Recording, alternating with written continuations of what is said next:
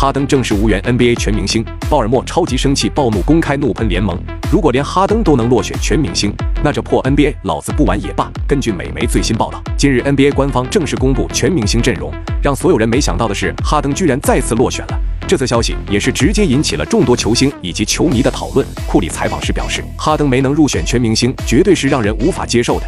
他是联盟最强的后卫之一，也是打球观赏性极高的球员，这让我开始怀疑联盟全明星评选机制是否合理。詹姆斯则说道，哈登是历史第一双能卫，你看看本赛季他所打出来的表现吧。这支快船即使在没有伦纳德的情况下，照样被哈登一人带飞，没有哈登的全明星有什么意思？而另一边，快船老板鲍尔默得知此消息后，也是超级生气暴怒。视频后面更有看点，最近剪视频这么流畅，多亏我在德物换的新电脑，关键是没花1分钱，因为抽中了德物2888元购物金，好多人都晒出了中奖记录，抽中了直接到账，快点评论区链接参与。